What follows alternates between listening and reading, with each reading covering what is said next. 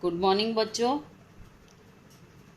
आज हम चैप्टर 3 उपभोक्तावाद की संस्कृति इसके बारे में पढ़ेंगे। उपभोक्तावाद की संस्कृति इस चैप्टर के रचयिता हैं श्यामाचरण दुबे। प्रस्तुत लेख के माध्यम से लेखक श्री श्यामाचरण दुबे ने बाजार की गिरफ्त में आ रहे समाज के वास्तविक स्वरूप को प्रस्तुत किया है। आज हम किसी वस्तु की गुणवत्ता न देखकर विज्ञापन के चमक दमक के आधार पर ही वस्तुओं के पीछे भाग रहे हैं। उपभोक्तावाद की संस्कृति इस चैप्टर में लेखक ने बताया है कि आज हम कैसे विज्ञापन को देखते हैं टीवी पर, या जब भी हम देखते हैं कहीं भी विज्ञापन को आते हुए तो उसको हम ये सोचते हैं कि ये वस्तु बहुत ही अच्छी है और उसके पीछे दौड़ते हैं, चाहे वह उसके अंदर कोई गुणवत्ता हो या ना हो। तो इसके विषय में ही यहाँ पर लेखक ने बताया है। सामान्य व्यक्ति देखिए उनका अनुसरण करने के लिए लालायित रहता है। इस प्रकार की बातें सभ्यता के विकास के लिए चिंता का विषय हैं। इसे उपभोक्तावाद ने आम आदमी तक पहुंचाया है। लेखक का मानना है कि जैसे जैसे लोगों में दिखावे की होड़ बढ़ेगी वैसे वैसे समाज में अशांति और असमानता भी बढ़ेगी। लेखक अपने विचार प्रकट करते हुए यहाँ पर बता रहे हैं कि आज समाज में चारों ओर नई जीवन शैली स्थापित होती जा रही है। नए नए उत्पादों से सुख भोगा जा रहा है। नए उत्पादों के साथ साथ मानव चरित्र में भी बदलाव आता जा रहा है। दैनिक जीवन में काम आने वाली विभिन्न सामग्रियां अपनी ओर खींचती हैं। दांतों की सुरक्षा और स्वच्छता के लिए अनेक प्रकार के टूथपेस्ट बाजार में उपलब्ध हैं, लेकिन हम मशहूर और कीमती ब्रांड की ही खरीदना चाहते हैं। शारीरिक सौंदर्य बढ़ाने के लिए अनेक नए उत्पाद बाजार में जुड़े हुए हैं।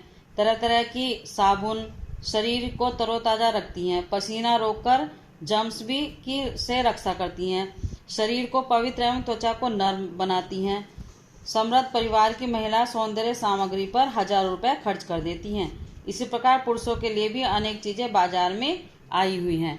तो आप देख रहे हैं कि उपभोक्तावाद की संस्कृति में लेखक यही बता रहा है कि हम लोग जो है अपनी जीवन शैली को चलाने के लिए अनेक सामग्रियां खरीदते हैं और महंगे से महंगे ब्रांड खरीदकर बहुत से ज़्यादा पैसा खर्च कर देते हैं।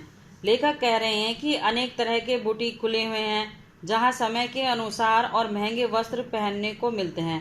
पुराने फैशन के कपड़े पहनने में लोगों को शर्म आती है।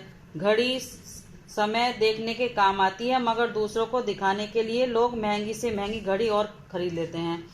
म्यूजिक सिस्टम महंगा होना चाहिए, संगीत समझ में नहीं आता। इसी तरह लोग दिखावे के लिए कंप्यूटर खरीदते हैं। आज लोग सुख सुविधाओं को देखने लगे हैं। अच्छे होटल में खाना खाना, अच्छे अस्पताल में इलाज करवाना, अच्छे महाविद्यालय और विश्वविद्यालय में शिक्षा ग्रहण करना। अमेरिका और यूरोप जैसे देशों में तो एक अच्छी कीमत देकर अपने अंतिम संस्कार और विश्राम का प्रबंध भी कर दिया जाता है। इस प्रकार की बातें हमारे देश में भी हो सकती हैं।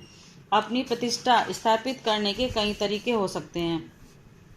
इस तरह लेखक ने उपभोक्तावादी समाज का चित्रण इस चैप्टर में किया है। उनके लिए विज्ञापन का विशेष महत्व है, यही उन्हें अपने अनुरूप लगता है। लेखक पूछना चाहता है कि उस उपभोक्तावाद की संस्कृति का विकास भारत में क्यों हो रहा है। लेखक तर्क दे रहा है कि भारत में सामंती संस्कृति के तत्व पहले भी थे तथा इसी संस्कृति में उपभोक्तावाद जुड़ा आ रहा है।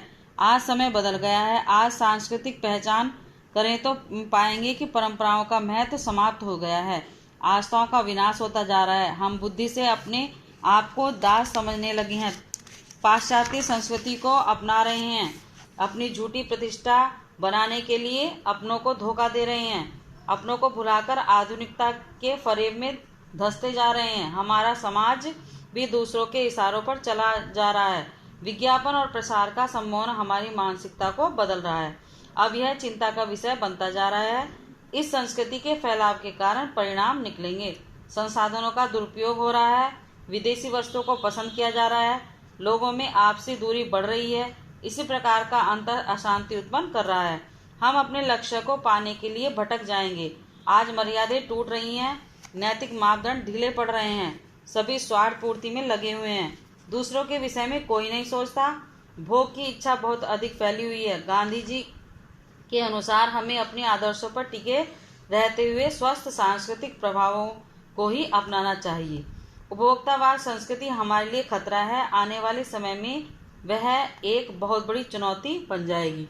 तो बच्चों, आपने इस चैप्टर में ये समझा कि हम जो हैं बाहरी विदेशी सामान को बहुत ही यूज़ करना चाहते हैं, और आज आप देख ही रहे हैं इस समय में जो बीमारी फैली हुई है कोरोना, तो ये भी हमें कहाँ से मिली है? आप सब लोग जानते हैं कि चाइना से, हमें चीन से मिली है बीमारी।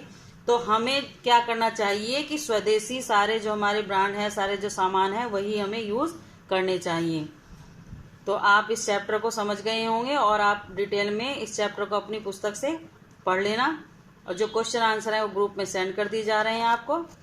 आप अपनी नोटबुक में कार्य अवश्य करते रहें। धन्यवाद।